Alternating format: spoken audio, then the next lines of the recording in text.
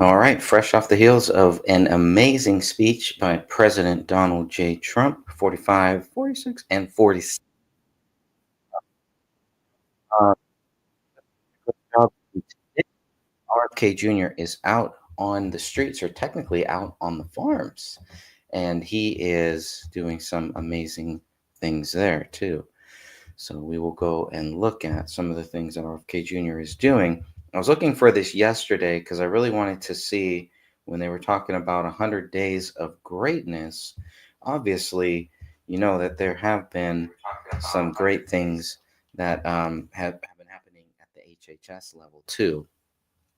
So they didn't have it out yesterday, but I was able to find it here today. So we'll go through a little bit of this. This is from the HHS.gov website, celebrating 100 days of the Trump administration. U.S. Health and Human Services celebrates the success of the Trump administration's first 100 days in office. We continue to advance President Trump and HHS Secretary Kennedy's commitment to end the chronic disease epidemic and make America healthy again.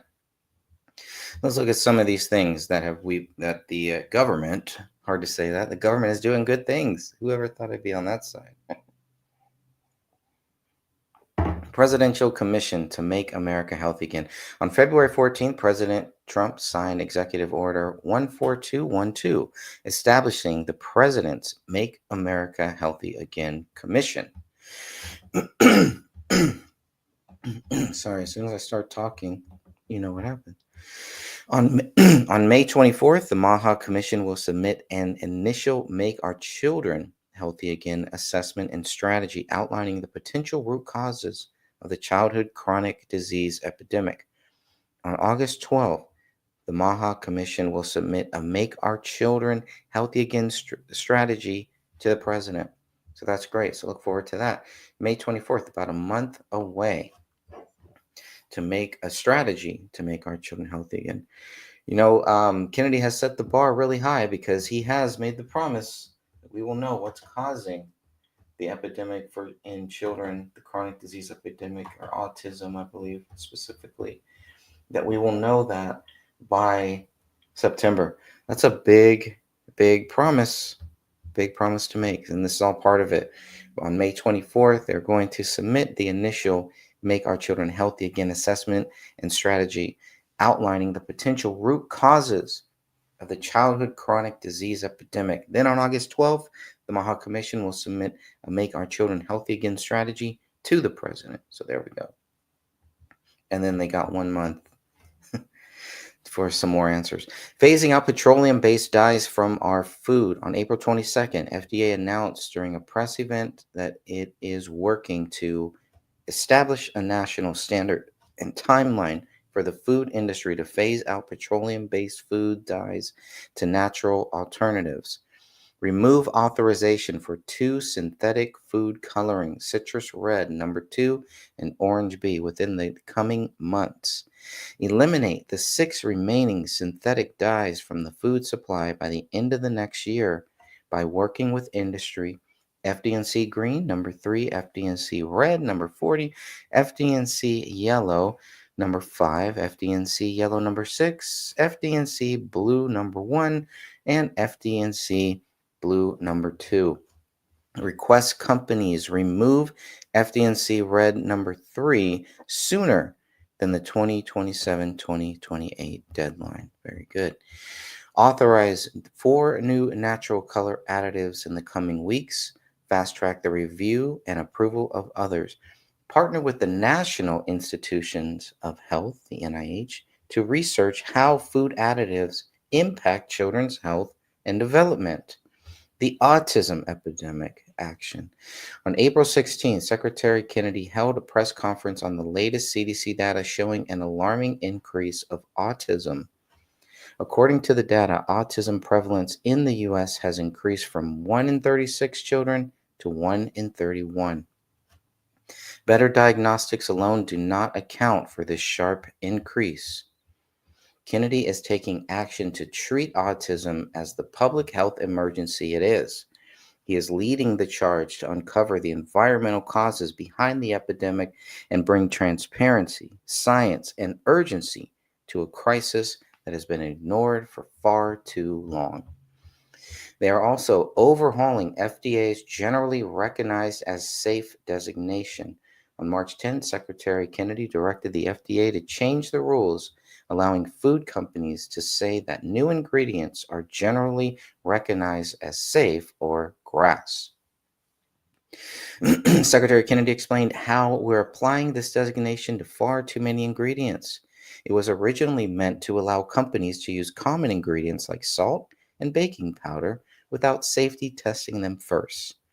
Secretary Kennedy also directed FDA and NIH to improve how they evaluate GRAS ingredients so we can identify which ones are making America sick and help make American consumers and regulators make informed decisions. Accountability, reliability, truth, and transparency. These are all great things here that is leading this great country. They are updating the 2025 to 2030 dietary guidelines. Okay, they launched Operation Stork Speed to make infant formula healthy again. Maha tour and state visits. They're doing so many different things. They've gone around this country, and we hope to see a lot more of that. The Doge actions, already saving more than $67 billion in partnership with Doge. That's crazy. With that, they have terminating, descoping, or non-renewing over 5,000 contracts, resulting in 17.1 billion savings, canceling 14.1 billion in COVID-related grants, saving 10.5 billion by requiring individuals to produce proof of income to qualify for federal subsidies, saving 6.8 billion by capping NIH grant indirect costs at 15%. Amazing. They are also, Doge is working with HHS divisions on the largest HHS restructuring in 50 years, aiming to eliminate redundant offices, streamline required programs, deliver gold standard scientific research. Additionally, Doge and CMS are working on a number of program integrity rules, process improvements, and audit tools that have the potential to save over $40 billion a year. They're improving educational freedom and opportunities for families, combating anti Semitism, removing DEI, gender ideology. HHS is enforcing President Trump's Executive Order 14168, defending women from gender ideology extremism and restoring biological truth to the federal government by recognizing only two sexes, male and male. Amen to that. Applying that standard to civil rights enforcement, healthcare policy, and sports eligibility, withdrawing prior guidance promoting gender ideology.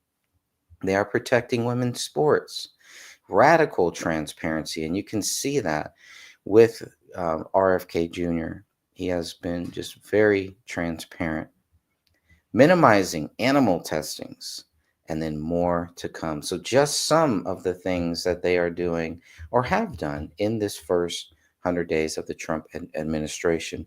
Remember, Kennedy hasn't been there for 100 days, but so far, so good, and so much more to come. So, and then I heard Kennedy was speaking this morning. I was able to find that. So I am going to also play that here. Did I get, I don't know if I did the banner or not. No, never got to the banner. That's okay. Not a big thing. I'm going to remove this banner at the bottom though. And yeah. And let's go listen, watch and listen. RFK Jr. speaking this morning. He's speaking this morning on agriculture, food security at a Texas farm. It's only about 8 minutes or so. So today, April 29th, U.S. Health and Human Services, HHS Secretary Robert F. Kennedy Jr. and U.S. Secretary Secretary of Agriculture Brooke Rollins met with the media on April 29, 2025 in Hillsborough, Texas to discuss food security and agricultural health.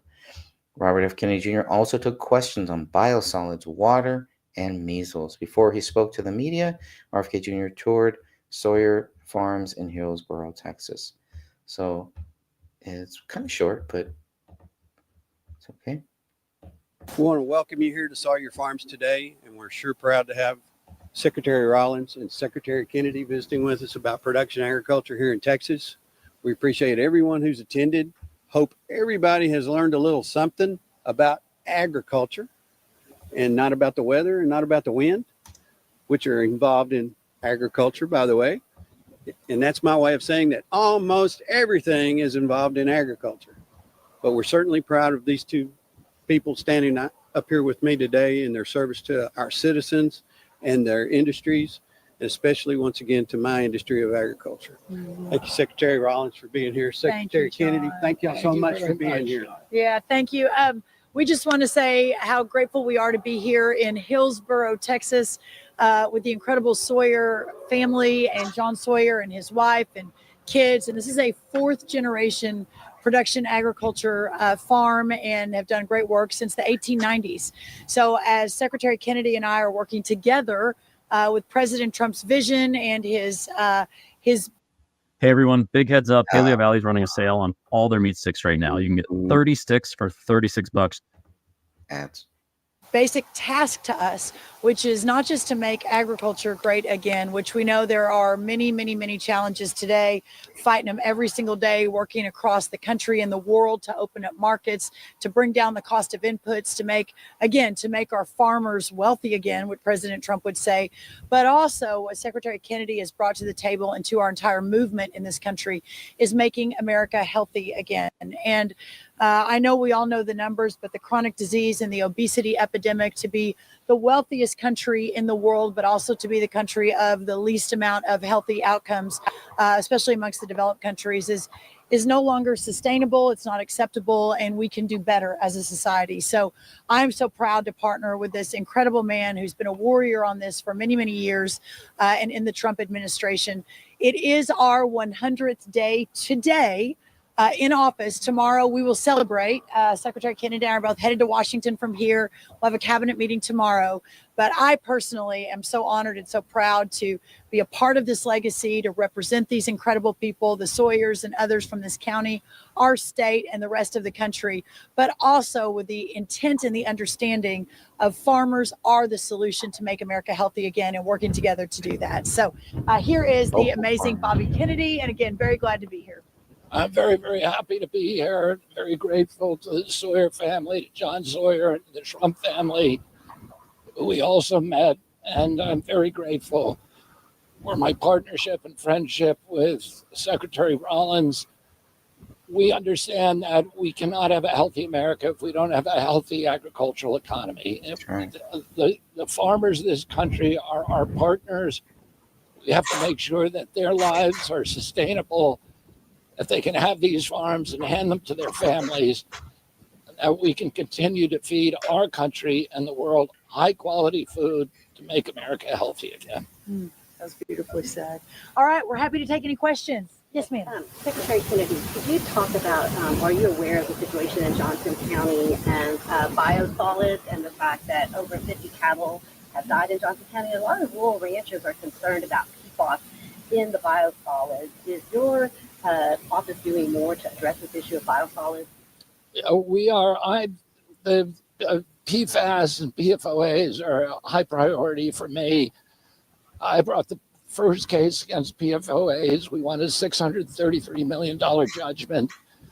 They made a movie about my trial called Dark Waters that was starring Mark Ruffalo.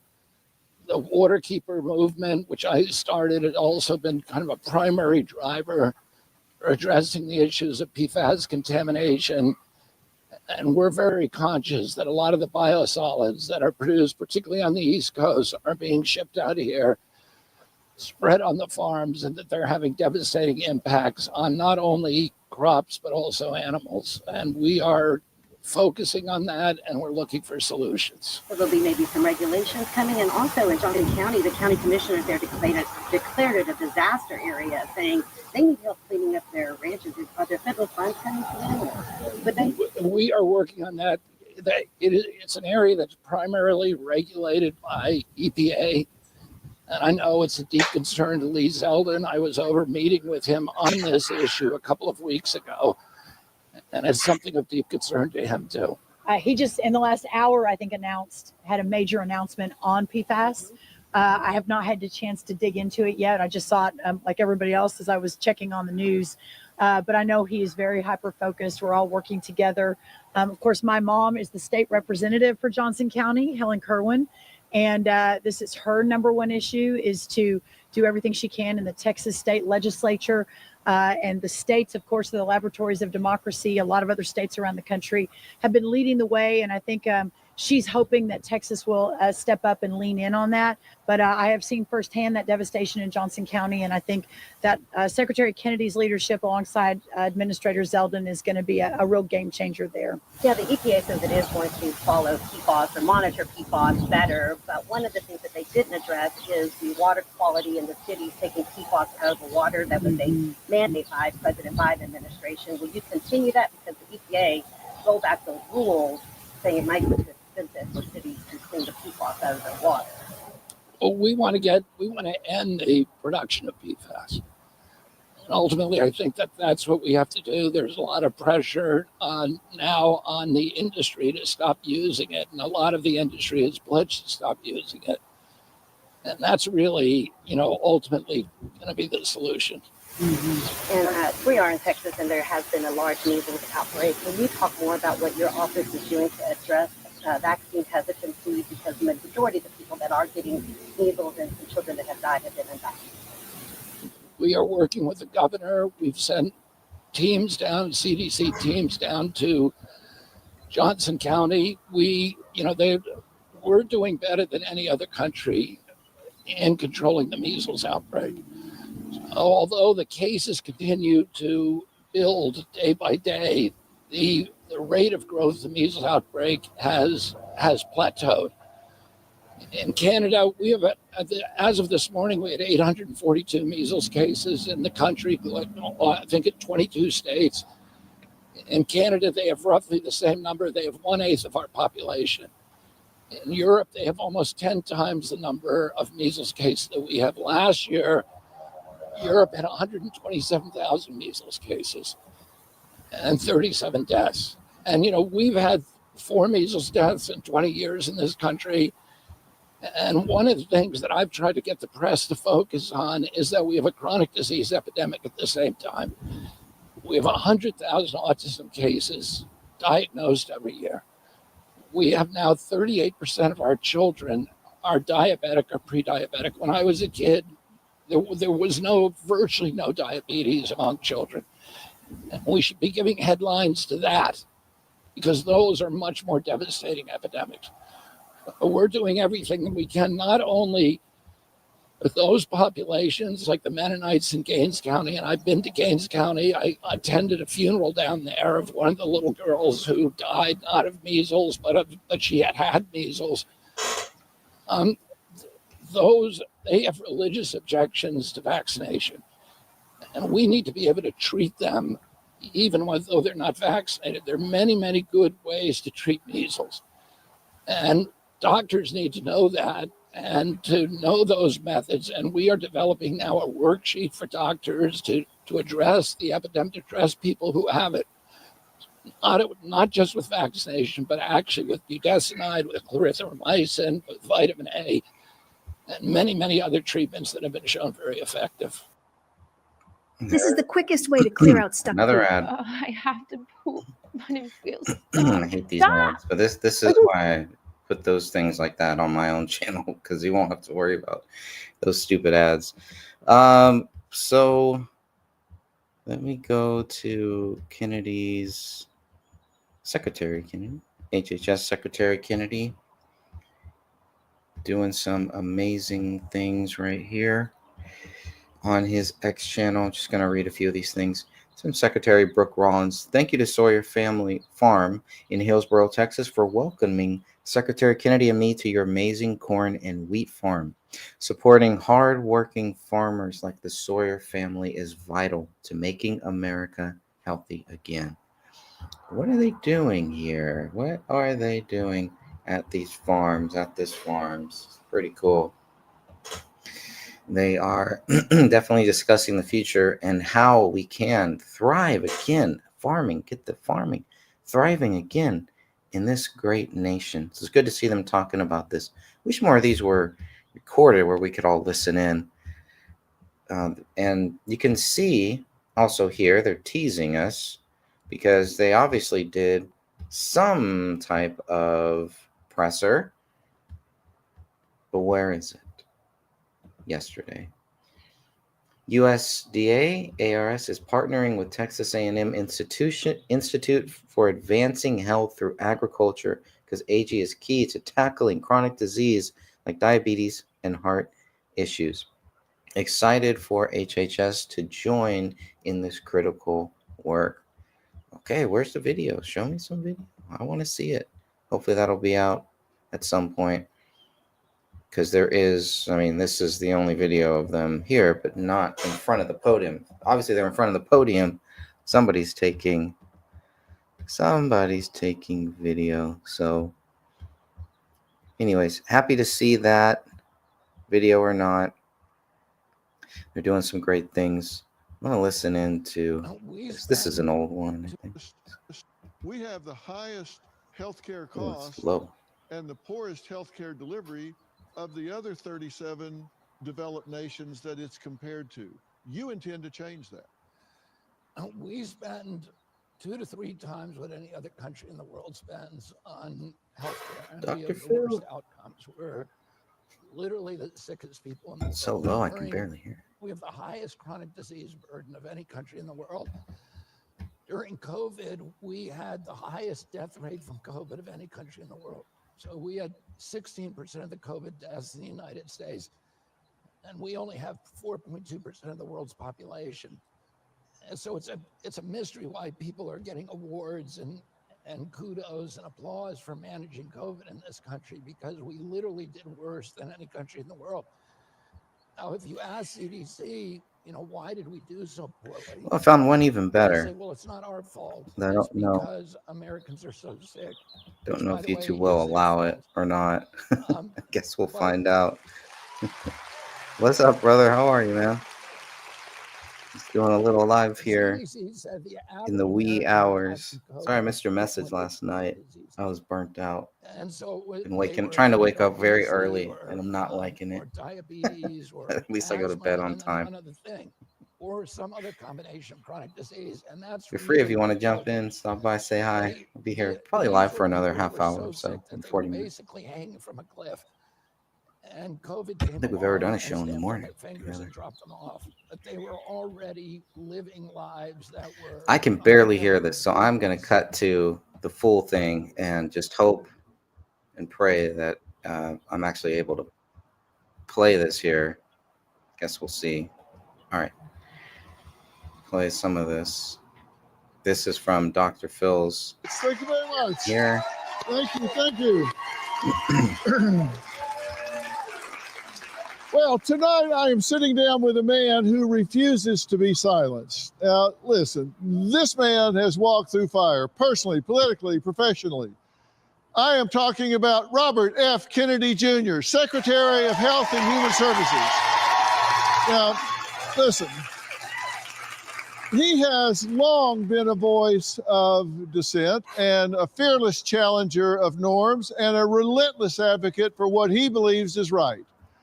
From addressing the rise in chronic disease to reevaluating nutritional standards, his journey has been anything but conventional. He's faced criticism and controversy, yet remains steadfast in his mission to make America healthy again. Now, tonight, a candid, no-holds-barred conversation about the first 100 days of this administration. And this isn't just about me talking to Secretary Kennedy, it's about him engaging with all of you here. This is your town hall, and I'm bringing your questions, your concerns into the conversation. I hope so.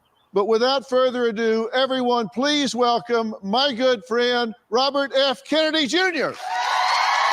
Never thought I'd become a Dr. Phil fan, but he's done some amazing things with Kennedy and Trump in the last year or so, and speaking at some of the Trump rallies. So that's pretty cool. That's pretty awesome. First 100 days. Feels like 2 days. Feels like just yesterday. Yeah, the changing of the guard.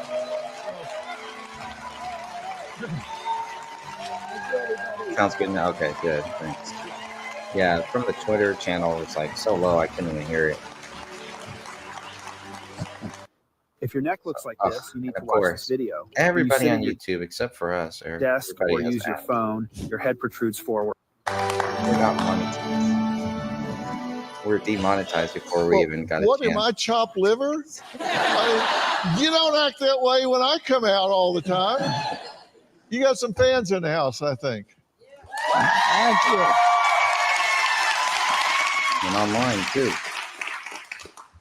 Listen, thank you for being here. It's good to see you again. We haven't seen each other for at least weeks. So you've been really busy. I have been, and thank you for all your support during the campaign and ever since. You've really, I think, done more than any other media figure in helping to tell people about the movement and to encourage people and to drive it. Wonder how Well, I'm a strong believer in what you're doing. And, people ask me about that, and they ask me what you're really like. And they say, does he believe everything that he says? Is he as committed as he says, or is this all political rhetoric? And I can honestly tell people, having gotten to know you and spent the time that we have together, that not one bit of it is political rhetoric. It would be so much easier on you if you were talking politics, but these are things that you are seriously committed to and have been for a long, long time. You're not a Johnny-come-lately to this wanting people to be healthy again and bringing health back to America. This is something you grew up believing. You were raised to believe that you really needed to be in the homes of average Americans, helping people get things that they didn't have access to, get to places they couldn't ordinarily get. That's the way you were raised. Is that a fair statement? Yeah, it was a way, I was an environmental lawyer for 40 years doing advocacy. I started the biggest environmental group, clean water group in the world. And it's called Waterkeeper, and it's still, we're in 46 countries. We have 350 waterkeepers, each with a patrol boat on a local waterway that sues polluters. And that was my career. I got dragged kicking and screaming into this arena, which through the vaccine issue. In 2005, I published an article in Rolling Stone on thimerosal, which is a mercury-based preservative that is used in vaccines. It was taken out of some children's vaccines in 2003, but the same year, the CDC recommended the flu vaccine, which is loaded with mercury, for pregnant women in any month of pregnancy, for children at 6 months, and every year thereafter. And they're actually getting more. A kid today could get almost twice as much thimerosal as children in 2003. So there was never any break. And it's a neurotoxin, a very potent neurotoxin. It's associated with all kinds of neurological and autoimmune illnesses in kids. I wrote an article about that, and it really changed the course of my life. It wasn't something that I chose to do. And it was, you asked if this was a sort of a political choice for me. This was literally the worst career choice that I could have made. And, I lost friends immediately. I lost a lot of family members. I lost a lot of my allies in the environmental movement, relationships that I built up, political allies that I built up. or my whole life. And it's only, but I kept working on the issue, and it was only by hook and crook and divine providence that I ended up here. It certainly was not a plan. No, I know that it wasn't, but now you've pushed back against authority in the United States, particularly lately with regard to health. You now are the health authority in the United States, sitting atop the Health and Human Services with 82,000 employees and a $1.7 trillion budget, which represents nearly a third of the entire federal budget. That's crazy. I do want to cut this. This is really good. Trump did an interview the other day, I believe, with CBS or one of the mainstream loser networks, and some of the exchanges were pretty his first 100 fiery. days at a rally with supporters of Michigan Watch. It's pretty We're good. for common sense. We like strong borders. We like good education. We like low interest rates. We like being able to buy a beautiful car. And now deduct the interest on the loan. That's never happened before. In 100 days, we have delivered the most profound change in Washington in nearly 100 years.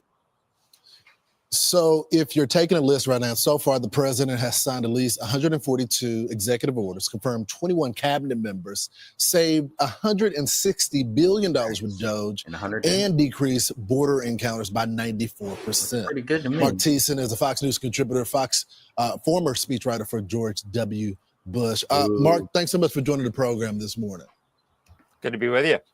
I guess you could say the border numbers are his best numbers so far. Yeah. Oh, 100%. He's got an A+ on the border. I mean, remember that Joe Biden said, I can't secure the border unless Congress passes a bipartisan border bill. Well, Congress didn't pass the border bill, and Trump shut it down, not in 100 days, in a few weeks, completely shut down the border. It's an unmitigated success.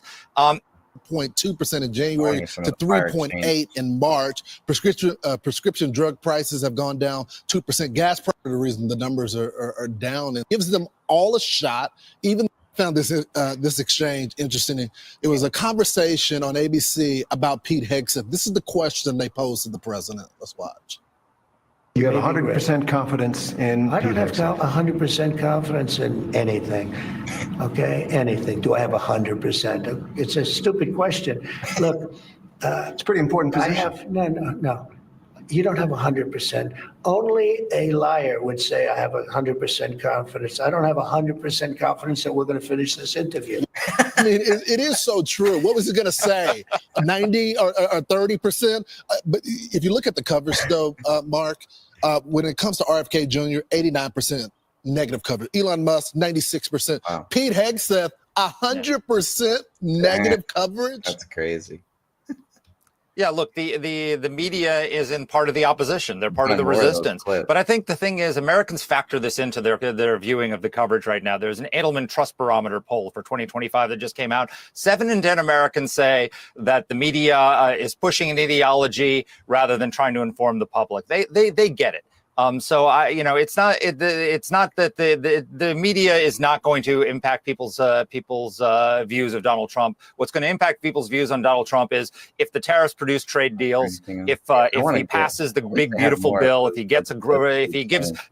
cuts their tax. Interview. I guess I can be the CFO you've always dreamed of with your company's travel I've only spend heard under control. Of it, and I don't really want to watch the whole thing. This is an ABC.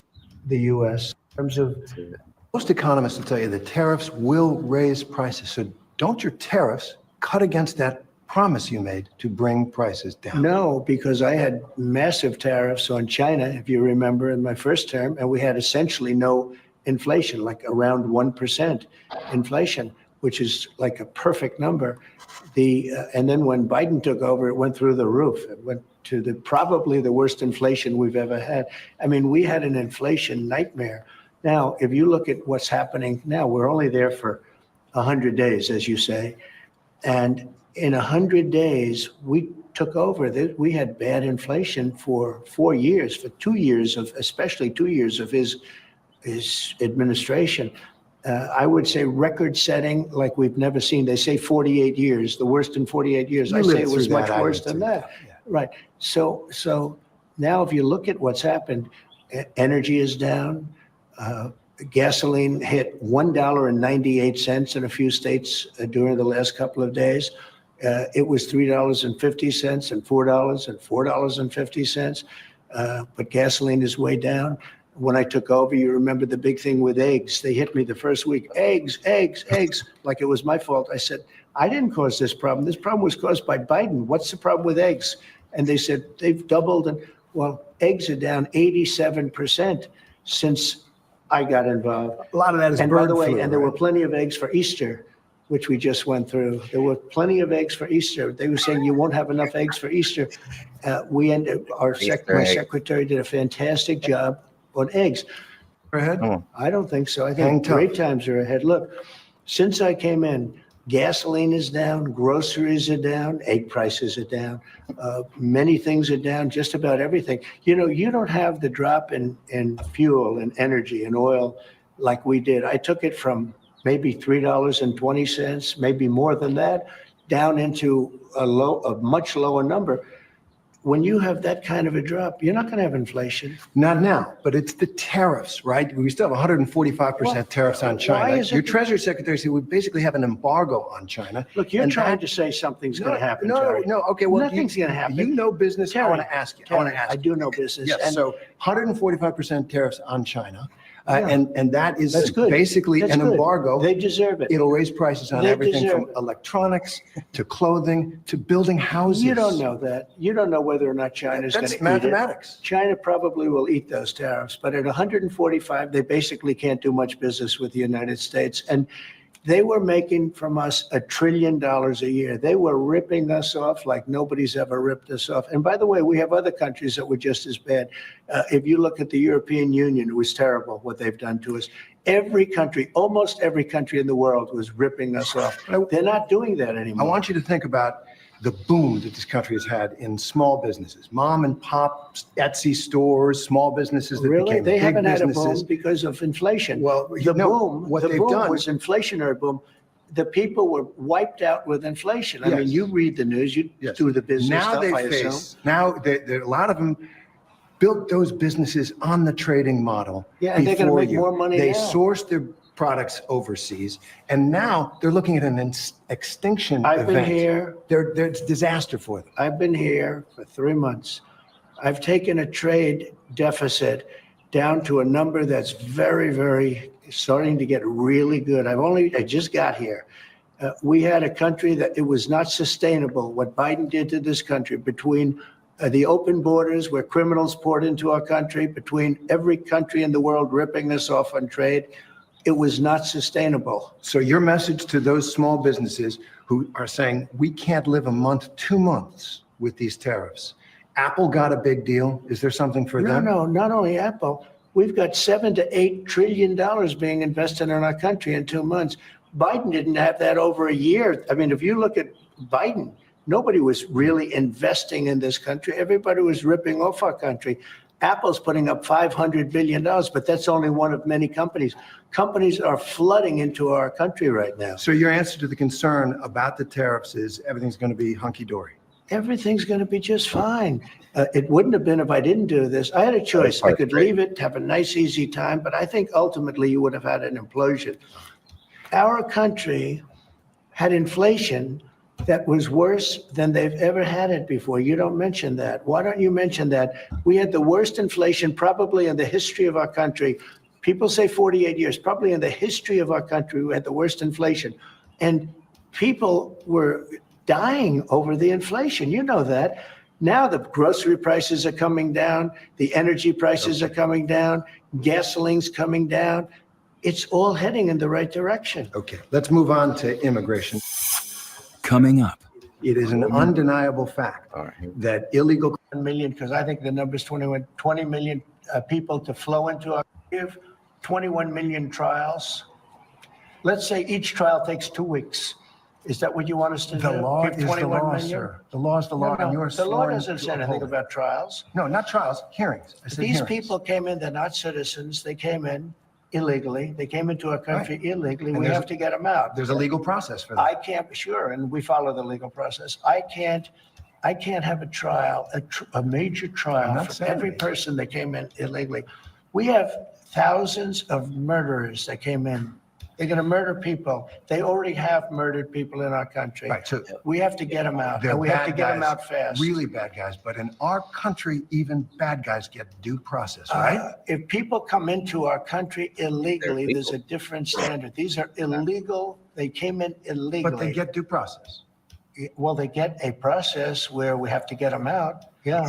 Okay, let's talk about the Venezuelans. They get whatever my lawyers say. Right. All right, let's talk about the Venezuelans. You deported more than 200 Venezuelans to that prison in El Salvador. You say they're violent, they're gang members, they're terrorists. 1 million people to pour into our country. Many of these people.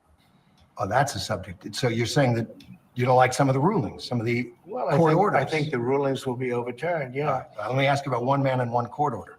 Kilmar Abrego Garcia. He's the Salvadoran man who crossed into this country illegally, but who is under a protective order that he not be sent back to El Salvador. Your government sent him back to El Salvador and acknowledged in court that was a mistake. And now the Supreme Court has upheld an order that you must return him to facilitate his return to the United States. What are you doing to comply? Well, the lawyer that said it was a mistake was here a long time, was not appointed by us, should not have said that, And just so you understand, the person that you're talking about, you're making this person sound, this is a MS-13 gang member, a tough cookie, been in lots of skirmishes, beat the hell out of his wife, and the wife was petrified to even talk about him, okay? Yeah. This is not an innocent, wonderful gentleman from Maryland. I'm not saying he's a good guy. It's about the rule of law. The order from the Supreme Court stands, He came sir. into our country illegally. You could get him back. There's a phone on this desk. I could. You could pick it up, and with all the power of the presidency, you could call up the president of El Salvador and say, send him back right now. And if he were the gentleman that you say he is, I would do that. But the court has He's ordered not. you to facilitate that. I'm not the one making this decision. We have lawyers that don't president. want to do this. But the buck stops in this office. No. I follow the law. You want me to follow the law? If I were the president that just wanted to do anything, I'd probably keep him right where he Supreme is. Court says what the law is. Listen, I was elected to take care of a problem. It was a unforced error that was made by a very incompetent man, a man that turned out to be incompetent, that you always said was wonderful, a great genius, right? And now you find out, all of the media now, they're saying what a mistake they made. A man who was grossly incompetent allowed us to have open borders where millions of people flowed in. I campaigned on that issue. I wouldn't say it was my number one issue, but it was pretty close. Right up there. I campaigned on that issue. I've done an amazing job. I have closed borders. He said you couldn't do it. You wouldn't be able to do it. It would never happen. Well, it happened, and it happened very quickly. Wait a minute. When we have criminals, murderers, criminals in this country, we have to get them out, and we're doing it. By law. And you'll pick out one man, but even the man that you picked out, he said he wasn't a member of a gang. And then they looked, and on his knuckles, he had MS-13. There's a dispute. Well, wait a minute. He had MS-13 on his knuckles tattooed. Oh, he had some tattoos that are interpreted that way. But let's move on. Wait a minute. Terry. He did not have the letter MS-13. It says MS-13. That was Photoshop. So let me That was Photoshop, Terry. You can't do that. Hey, they're giving you the big break of a lifetime. You're doing the interview. I picked you because, frankly, I never heard of you, but that's okay. I picked you, Terry, but you're not being very nice. He had MS-13 tattooed. We'll agree to disagree. I want to move on to something else. Terry, do you want me to show you the picture? I saw the picture. And you think it was Photoshop? Well, Here we go. Don't Photoshop it. Go look at his hand. He had MS-13. He did have tattoos that can be interpreted that way. I'm not an expert on them. I want to turn to Ukraine. No, sir. Terry, I want to get to Terry, Ukraine. No. He had MS as clear as you can be, not interpreted. This is why people no longer believe the news, because When it's he was fake photographed news. in El Salvador, they aren't there. But let's just go on. They aren't there when he's in El Salvador. They Take a weren't look there, at the but they're photograph. there now, right? No, But they're there in now. your picture. Terry, Ukraine, sir. he's got MS-13 on his knuckles. He's not letting it go. Okay. He better be right. You do such a disservice. We'll take a look at Why that, don't you sir. just say, yes, he does, and, go on to something It's else. contested. Ukraine. Coming up, the Russia-Ukraine war. Check this out. I'm going to show you how I afforded this car. All right. Okay, you ready? All right, 100. That moment. The moment was I believe that Putin wanted to get. I don't trust you. Look at you. You're No, I coming. like this part. He's willing to stop, but maybe in the history of our country. Okay. This is So good. Putin went in. I think Putin wanted all of Ukraine. Right. I think if I didn't win the election, he would have gotten all of Ukraine. I think he would have taken all of Ukraine. I think his first choice, never with me, he would have never gone in. With this group of losers, he went in, he saw what happened in Afghanistan. He said, wow, this is my chance. Because it was always the apple of his eye. I talked to him. Ukraine was the apple of his eye. I think he wanted the whole country.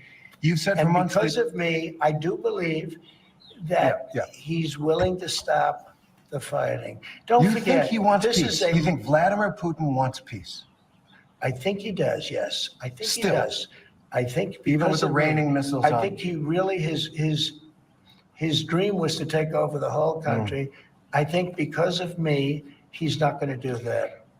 Do you trust him? Do you trust him? I don't trust you. I don't trust a lot of people. I don't trust you. Look at you. You come in all shooting for bear. You're so happy to do the interview. I am And then happy. you start hitting me with fake questions. You start telling me that a guy whose hand is covered All with right, a we're back to tattoo doesn't have the tattoo, you know. all right. I mean, you're being dishonest. No, I'm not. Let me No, I just am tell you, not, do I trust? I don't trust a lot of people. But I do think this. I think that let's say he respects me. And I believe because of me, he's not going to take over the whole. But his decision, his choice would be to take over all of Ukraine. It's a war that never should have happened. It did happen because of incompetent people. Last question on this. But it never should have happened. If there is no peace deal, will the U.S. cut off military aid to Ukraine? I don't want to tell you that. I'm not going to tell you whether or That not I would sounds- or not. I want to leave that as a big fat secret because I don't want to ruin a negotiation. But I'd be worried I if will I were tell you, I Ukraine. was not happy when I saw Putin shooting missiles into a few towns and cities. And that was not something that I like seeing. And I thought it was inappropriate. But I think the whole war is inappropriate. Okay. Again, it's a war that shouldn't have happened. This is a war that if the election weren't rigged, and it was totally rigged, the 2020 election, if it weren't rigged, you wouldn't have that. You wouldn't have had the embarrassment of Afghanistan. You wouldn't have October 7th with Israel. You wouldn't have had any of the problems that you have right now. I want to ask one And question. you wouldn't have had inflation either. All right. I want to ask one question about Defense Secretary Pete Hegseth. There's a lot of turmoil at the Pentagon right now. There's the signal chat with his Turmoil. wife on it where he's discussing that attack in Yemen. There's another signal chat discussing the attack on Yemen. There's a reporter accidentally involved. You said the other day that you had a talk with the secretary. Did you take him to the woodshed? I had a talk with him, and whatever I said, I probably wouldn't be inclined to tell you. But we had a good talk. He's a talented guy. He's young, he's smart, highly educated. And I think he's going to be a very good hopefully a great defense secretary, but he'll be a very good defense secretary. You have maybe great. 100% confidence in I Pete don't have Hegseth. 100% confidence in anything. Okay, anything. Do I have 100%? It's a stupid question. Look, It's a pretty important I position. have no. You don't have 100%. Only a liar would say I have 100% confidence. I don't have 100% confidence that we're going to finish this interview. We will. Let's go. Coming up, Let's see. President Trump on Elon Musk He's and a Doge. Did I see Doge it. go far too fast, too recklessly? No, I think Doge has been saved $150 billion. We saved. That's a lot of money. In here. That is Operation Warp Speed. You got that COVID vaccine Oh, up here it goes. and Right. going. I gotta go. Of course they have I that. want to bring up what is truly one of, to a lot of people, one of the biggest achievements of your first term. That is Operation Warp Speed. You got that COVID vaccine up and right. going and distributed, and a lot of people took it, and a lot of people that feel their lives have been saved by it. Now we have this measles outbreak, biggest in a decade in Texas, and it's because people aren't getting their children vaccinated. Oh, that's Do you recommend to Oh. parents that they get their children vaccinated for measles? Well, I recommend the governors to make the decisions. You have a very talented governor of Texas, and he's making decisions, and those decisions are going to be made rapidly. This is a very much different thing than COVID in terms of rapidity and speed and other things.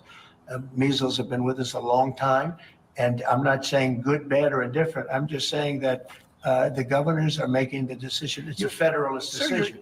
The president is our leader in so many ways, and your voice counts so much. And you can't tell moms and dads it's a good thing to get a measles vaccine. Do I recommend it? Yes, I do. I recommend it. Yeah. Got it. That Do was I my mandate question. it? No. No, I didn't. But I do recommend it. Yes. Good. Do you think And I have recommended it. Do you think the Secretary of Health and Human Services, Robert F. Here we Kennedy Jr., who has a history of, at the very least, vaccine skepticism, do you think Kennedy recommends the measles vaccine? He did. He did. He recommended it. Yeah, he did. You're satisfied with his Yeah, I mean, he response on this? recommended that they go out and get the vaccine. Okay. Still ahead. I'm asking the justification for going after people you don't like. It was for survival, sir. No, it isn't. You're crushing their business. These firms are very powerful firms, and there's 15 of them. And these are firms that probably, look, you have to ask them. In fact, this is a separate story. You have to ask them, why did you all pay Trump hundreds of millions of dollars in services, etc.?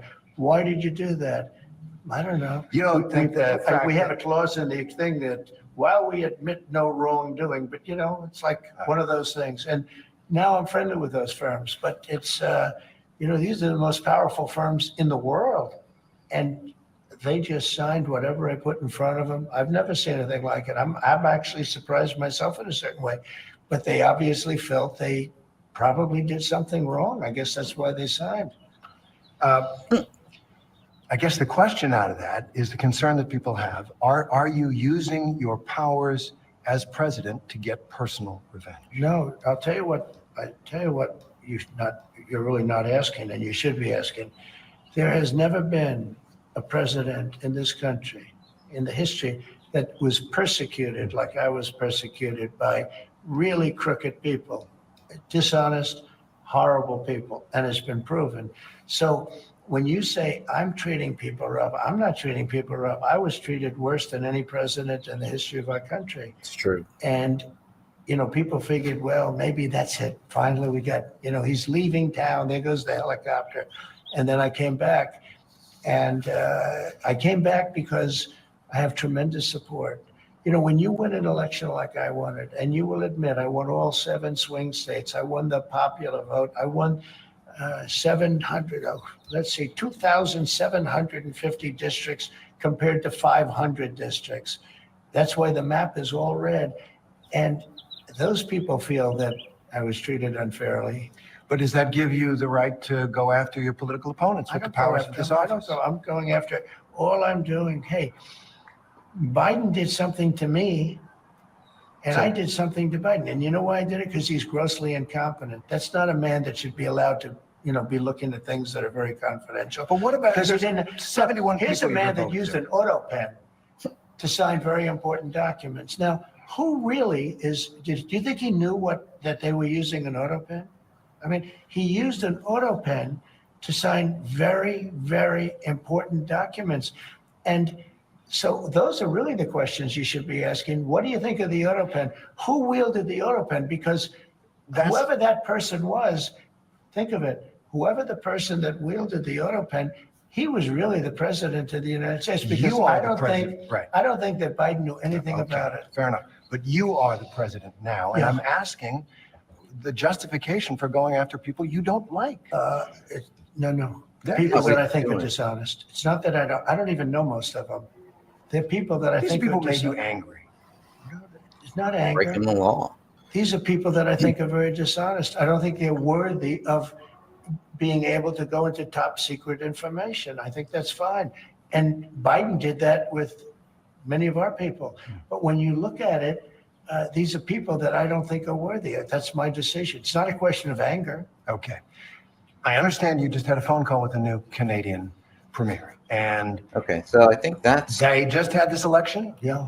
That's probably where I'm going to leave this. I'm going to play a little bit more of the Kenya. That's good. That was a very fiery. I mean, do y'all realize this is a third of the entire federal budget and 7% of the GDP. And this agency is twice the size of the Pentagon, which is the next largest. Wow. Yeah, twice the size of our the Pentagon. Our defense budget is dwarfed by it. And this is something that is so staggering to me because we have the highest healthcare cost and the poorest healthcare delivery of the other 37 developed nations that it's compared to. You intend to change that. We spend 2 to 3 times what any other country in the world spends on healthcare, and we have the worst outcomes. We're literally the sickest people in the world. We have the highest chronic disease burden of any country in the world. During COVID, we had the highest death rate from COVID of any country in the world. So we had 16% of the COVID deaths in the United States, and we only have 4.2% of the world's population. And so it's a mystery why people are getting awards and kudos and applause for managing COVID in this country, because we literally did worse than any country in the world. Now, if you ask CDC, why did we do so poorly? They say, well, it's not our fault. It's because Americans are so sick, which, by the way, is their fault. But have you ever seen the magic glasses that can see clearly without glasses? This glasses can not only... So I'll be... The CDC said the average American who died from COVID had 3.8 chronic. Oh, I gotta play this. Sorry, it's still a little more, but I'll be chopping some of these clips up just for the commercial. Get rid of worse than any country in the world. Now, if you ask CDC, why did we do so poorly? They say, well, it's not our fault. It's because Americans are so sick, which, by the way, is their fault. But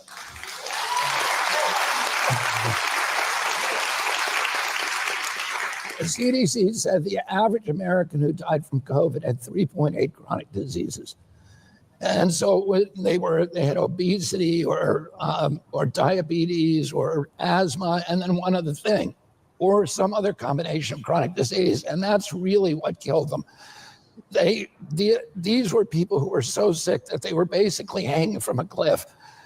And COVID came along and stamped on their fingers and dropped them off. But they were already living lives that were burdened by sickness. Mm-hmm. And what we need to do as a country, we're really, if you look at the data today, the fertility of our kids is down. A teenager today has half the testosterone of a 64 or 68-year-old man. We have they have half the sperm counts of an older man. Our girls are hitting puberty 6 years early. Now, earlier than historic levels. They're hitting puberty between 10 and 13 years old.